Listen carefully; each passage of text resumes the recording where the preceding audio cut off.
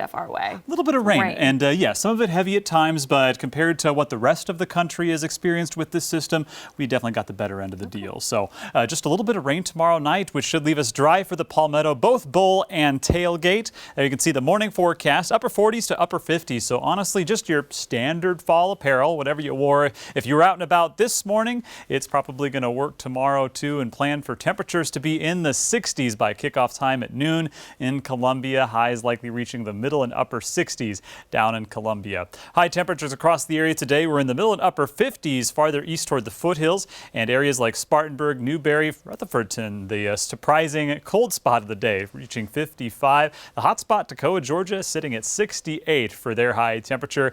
And what you'd expect this time of year would be middle and upper 50s. So 60s are actually, if you like the warm weather, a breath of fresh air. Man, we got one if that's the case for you. Upstate mountains both hitting 61 degrees. And we haven't dropped off really too much considering that sunset was about 6 hours ago. Lower and middle 50s is where we sit across most of the upstate. Not quite as much cloud cover in places like Gaffney and Union. You're sitting in the upper 40s. And that's about those marks that you see in western North Carolina, upper 40s to low 50s. And as you can see, it's a little tough to see, but you can see some cloud cover along the North-South Carolina border. A little more cloud cover, though, farther south toward the 85 corridor. And as you can see, we've got moisture farther up to the northwest, I should say, and that's where this moisture is coming from. Some rain trying to sneak into the North Carolina-Tennessee border from the northwest. We've got a pretty dry atmosphere, so that's going to be pretty tough for it to materialize by the time it hits the ground. And that's just the southeastern tip of the majority of this activity. That's rain widespread, some of it heavy around St. Louis, parts of the Midwest, and snow even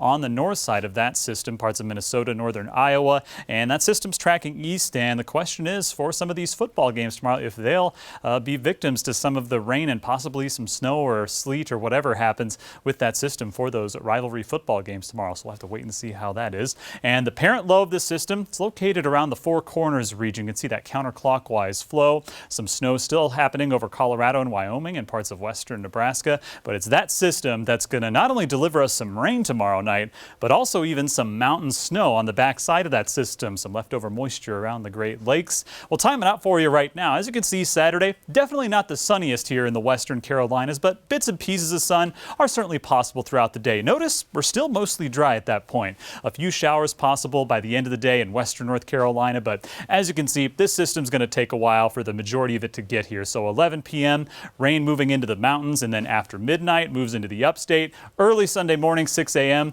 we're going to have widespread rain over the 85 corridor, but by 9-10 a.m., all of it is going to be out of the viewing area. So early services or any early morning activities, thought it was Saturday for a second, but anything early in the morning tomorrow might be a bit on the wet side, but anything after 10 a.m. should be a fair game. Even some sun possible after that. And then on the backside of that system, there is that snow coming up from the northwest. So Sunday night into Monday, we're going to see that cause some very light accumulations. I wouldn't be surprised if Asheville got at least a dusting out of the deal, maybe some flurries, but highest accumulations are going to be along the ridge tops along the Tennessee-North Carolina border. This model putting out about a ½ inch in Franklin. I wouldn't be surprised to see some areas, some high elevations get upwards of a couple inches or so. But overall, this is going to be a pretty low impact storm. But travel between Tennessee and North Carolina might be a bit dicey from about Sunday night through Monday night.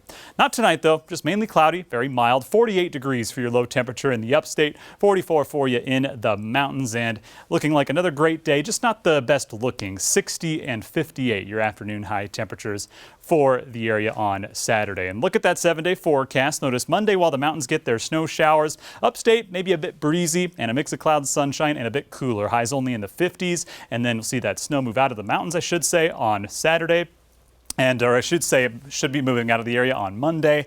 And then the rest of the week, next week, is looking good. Honestly, we'll bounce back from the 40s to the 50s, and then just a small chance for rain by Friday.